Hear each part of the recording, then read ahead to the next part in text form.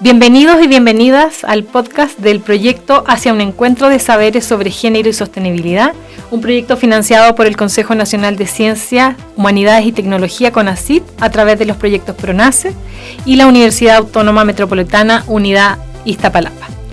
Este podcast tiene como finalidad difundir y reflexionar los principales resultados de nuestro proyecto de investigación, y hoy día nos acompañan dos estudiantes de posgrado vinculadas a este proyecto, la maestra en antropología Tanicha Silva Aguilar y la licenciada Karen Sánchez, ambas estudiantes de la UAM Iztapalapa y UAM de Azcapotzalco, y juntas desarrollaron la investigación Habitar los espacios domésticos, flexibilidad, adaptación e innovación. El proyecto tiene una vocación pedagógica muy importante, por eso es que nos han acompañado hoy día estas dos maravillosas estudiantes asociadas a nuestro proyecto. Lo primero que quiero es que nos cuenten un poquitito en qué consistió en la investigación que ustedes realizaron. Bueno, hola, primero queremos agradecer en nombre de Tanisha y mío el espacio y la oportunidad de participar en este proyecto coordinado por la doctora Paula Soto. Lo que buscamos en este capítulo fue conocer la habitabilidad y el habitar en las viviendas y, por otro lado, qué tan flexibles son estas. En el caso de la vivienda se trata de un proceso de domesticación en el que el diseño va moldeando a las personas a la vez que también las personas al diseño. Y este proceso de domesticación, en el caso de la alcaldía en la cual se enmarca el proyecto, que es Iztapalapa, en particular el habitar que se da es un tipo de habitar progresivo, donde hay un modelo de autoproducción con lógicas sociales y culturales acordes a la relación que las personas habitantes van generando con su entorno. Y en este tipo de habitar, la habitabilidad es un proceso dinámico, y determinar qué tan habitable es una casa depende de qué tan moldeable puede ser, ¿no? Y por eso es que retomamos a partir de dos arquitectos que, junto con la arquitecta Zaida Muchi, hablan de flexibilidad, ¿no? Para conocer qué tan moldeable es la vivienda, que idealmente esa apropiación que van teniendo los diferentes miembros del hogar pues no debería de estar permeada de jerarquías. Sin embargo, suele suceder que al momento de desplegar las estrategias para adecuarlos, pues sí presenten fricciones, ¿no? Y teniendo estos conceptos de habitar, habitabilidad y flexibilidad como guía, fue que nos valimos de dos herramientas que se usaron en el proyecto: encuestas aplicadas a domicilio y entrevistas semiestructuradas aplicadas a mujeres habitantes de Iztapalapa. Tanicha, ¿algo más que bueno, más bien me gustaría ahondar más adelante sobre la idea de habitabilidad y habitar. Uh-huh. Pues en realidad nosotros pensamos que no se puede entender la habitabilidad y el habitar, sino son, digamos, como conceptos vinculados y están intrínsecamente uno al otro, ¿no? La verdad es que creemos que la habitabilidad, ¿cómo se puede entender? Bueno, como la relación dinámica entre el habitante y el espacio, y el habitar pues parte de dos connotaciones que podría ser la idea de cobijo, pero también la idea de apropiación de un lugar. Y esto justo va a implicar no solo la apropiación, sino también la simbolización y la construcción cultural. Entonces, esto quiere decir que cuando nos apropiamos del espacio, también transformamos la cultura. Y bueno, justo lo que había comentado mi compañera Karen, es que nosotras identificamos a partir de la doctora Ángela Guilla que existen dos modalidades de habitar, y el racionalista y el progresivo. Y esto es súper importante porque en la Ciudad de México se dan ambas, ¿no? Por una parte, esta idea racionalista que tiene que ver con el diseño de urbanistas, arquitectas y arquitectos que planean la ciudad, digamos, desde una idea un poco más racional. Uh-huh. Sin embargo, la mayoría de los procesos de construcción pensado con la gente es progresivo, es decir, van haciéndolo una vez en tanto pueden, después lo van transformando, las viviendas se van transformando desde un habitar progresivo. Esto va a responder a las necesidades que tienen las personas habitantes y cómo se están relacionando con el espacio doméstico, y yo creo que eso es muy importante de puntualizar. Uh-huh. Y como hallazgos, así como, ¿dónde se encuentran un poco estas como desajustes en cómo una vivienda más bien es fija, cuadrada, y las necesidades de flexibilidad que tienen? ¿Qué encontraron ahí?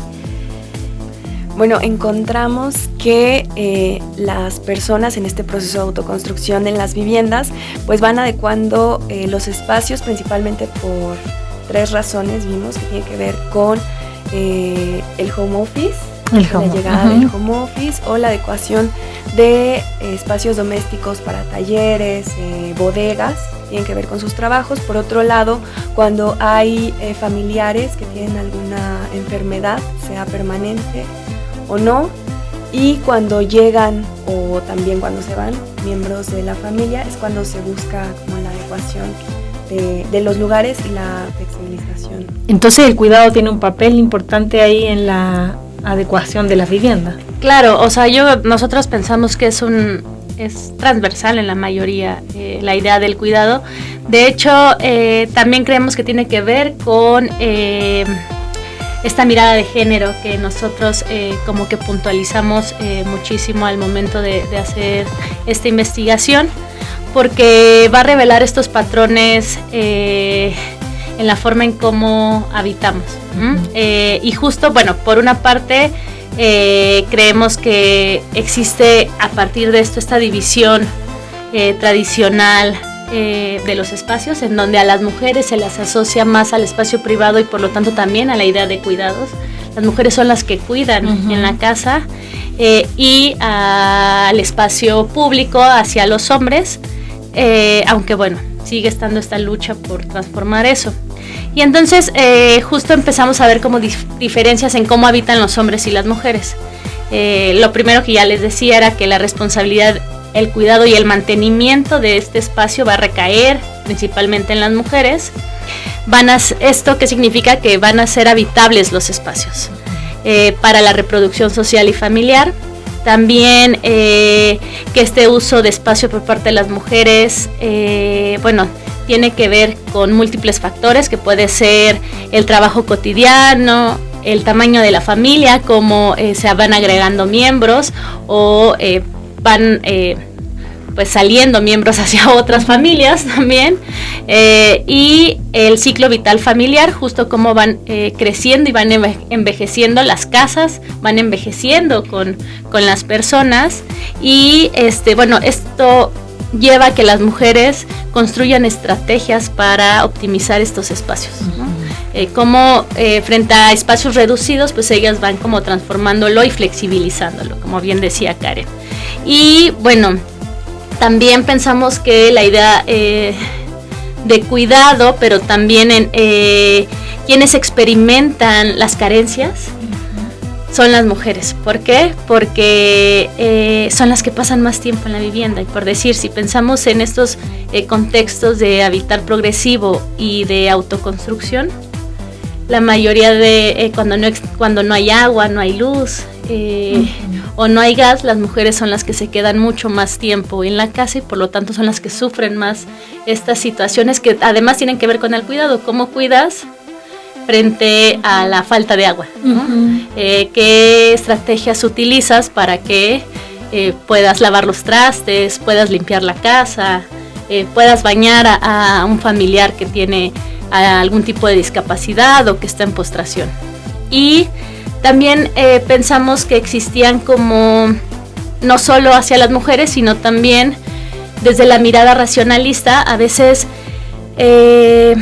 no se incluyen a otros miembros familiares o a otros tipos etarios, miembros que podrían ser las personas adultas mayores, las personas con discapacidad, las niñas y niños, cómo se van adecuando y cómo van transformando también estos espacios, porque pareciera que son invisibilizados desde esta idea del habitar progresivo.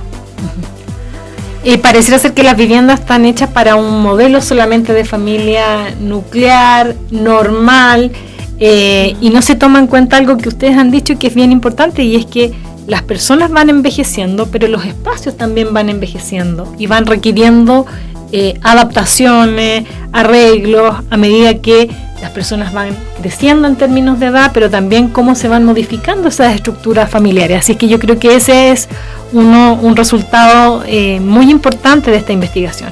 Y me gustaría preguntarles, para ir finalizando, ¿qué propuestas se podrían hacer para una política de vivienda que realmente considere una perspectiva de género? Bueno, ahora con el derecho a una vivienda adecuada se incorporaron diferentes componentes de la ONU. Consideramos que hay 3 en particular a los que podría sumar como este tipo de trabajos, que tiene que ver con la habitabilidad, que el espacio sea suficiente, la accesibilidad, que tiene que ver con que el diseño responda a las necesidades de los diferentes grupos de población, y también con la adecuación cultural, ¿no? Sí, por un lado los materiales, pero también que sea un diseño acorde en general con el grupo, con el contexto regional. Pues. Y bueno, en ese sentido, estos componentes lo que hacen es que las viviendas sean adecuadas y respondan a las personas, ¿no? Y no las personas respondiendo y adecuando las viviendas. Y para ello es que en la etapa de formulación de políticas es importante que haya un diagnóstico con herramientas tanto cuantitativas como cualitativas que permitan la participación de todos los miembros del hogar, ¿no? Para conocer, bueno, quién pasa más tiempo en la casa, desarrollando qué actividades, cuál es la satisfacción que hay. Eso permite generar un diagnóstico, y por otro lado también para conocer cuáles son las necesidades que tienen los grupos, ¿no? Por ejemplo, se observa que en la sala el comedor pues sirve sí como espacio de entretenimiento, como espacio para cuidar a otras personas, pero además en particular para los niños también es un espacio donde desarrollan actividades educativas, ¿no? Y entonces conocer como esas diferencias entre los grupos poblacionales pues permite conocer si la sala y el comedor son adecuados para desarrollar esas actividades. También la necesaria transversalización de género e incluso también interseccional en las políticas, justamente para conocer cómo cada integrante de la familia ocupa los espacios, y también conocer la diversidad de familias, como mencionaba, y que también, bueno, ya también porque la transversalización también ayuda como a cuestionar esta feminización que hay en los espacios del hogar, ¿no? Y eso es muy importante porque al momento de adecuar la vivienda y lograr que los espacios realmente no tengan jerarquías, pues implica necesariamente cuestionar ese orden de género que lleva ciertos roles, que permean la ocupación mayor o menor de ciertos espacios. O sea, por ejemplo, las mujeres pasan casi la mitad del tiempo entre la cocina y la sala, contrario a los hombres que pasan más tiempo, por ejemplo, en sus dormitorios, y que son espacios generalmente destinados al descanso. El ocio. Interesante. Yo también pensaría en la idea de incorporar la idea de lo sensorial y lo emocional también en la vivienda, es decir, no es únicamente la construcción sino dónde se sienten seguras al interior de su casa, o dónde se sienten inseguras las mujeres, pero también las personas. Pensaría en las personas adultas mayores que a lo mejor ya no pueden subir escaleras, cómo transformamos espacios que sean accesibles y agradables para las personas, que esto también tendría que ver con lo sensorial, y creo que eso sería todo lo que yo podría aportar. Muchas gracias por sus reflexiones y por los aportes que hacen para incorporar estos criterios de flexibilidad, de adaptación, de innovación, que son prácticas muy cotidianas dentro de el habitar las viviendas. Yo quería Contar además a quienes nos están escuchando que el proyecto incorporó alrededor de 20 estudiantes con esta idea de ser un espacio pedagógico, tanto en términos de integración metodológica. Los y las estudiantes hicieron encuestas, entrevistas, estuvimos haciendo observación de campo, que sin duda va a ayudar a su proceso educativo. Y en ese sentido, para cerrar, me gustaría saber qué ha significado para ustedes como estudiantes de posgrado la integración en el proyecto. Bueno, en mi caso, por un lado, en términos académicos, continuar estudiando a partir de la perspectiva de género otro tema urbano, porque había estado en la movilidad y ahora hacia la vivienda, pues es muy interesante, o sea, me deja como muchas pistas y como preguntas para seguir profundizando. Y también, por otro lado, la reflexión, la introspección a mí misma, porque como habitante de la alcaldía, claro que hay puntos de encuentro en ese habitar progresivo. Claro que la vivienda va cambiando conforme las generaciones vamos, unas llegamos, otras se van, y es muy interesante. Estudiarse a sí misma casi. ¿Y Tanicha? Sí, a mí también, en términos académicos, pues me permite entender cómo las mujeres se van apropiando de los espacios y cómo las vamos dotando de esta observación. O sea, por una parte yo pensaba, bueno, yo siempre estudiando, bueno, la movilidad también, pero también la idea del espacio público y las mujeres, y ahora me toca ver del otro lado, pero sin dicotomizar, más bien como pensar que es un continuo entre el espacio público y el espacio privado. Eso por una parte me ha ayudado como a reflexionar, y de manera personal me ha permitido entender hasta mi propia familia y las formas que van habitando. Yo particularmente pienso en mi madre, que cuando se hizo de un departamento, lo hizo, digamos, escogió el tercer piso porque le parecía muy bonita la vista y bueno, decidió poder comprarlo, y ahora con el paso del tiempo veo cómo se le dificulta cada vez más ir subiendo las escaleras, ¿no? Y eso me da una reflexión de, bueno, por una parte, ¿quién tiene derecho a la vivienda? Mi mamá es de una persona que pudo acceder a tener derecho a una vivienda, cosa que pensaría que nosotros aún no tenemos esa posibilidad, pero si tuviéramos esa posibilidad, ahora me hace mucho ruido como pensar, si yo tuviera la oportunidad, ¿cómo decidiría escoger una vivienda y en función de qué? Sabiendo que en algún momento pues voy a ir creciendo y voy a ir envejeciendo, y entonces ¿qué necesidades voy a tener? Creo que eso a mí me ha permitido tener esa luz. Excelente. Y con estas valiosas reflexiones de dos estudiantes asociadas al proyecto, finalizamos el podcast de hoy. Muchas gracias por escuchar.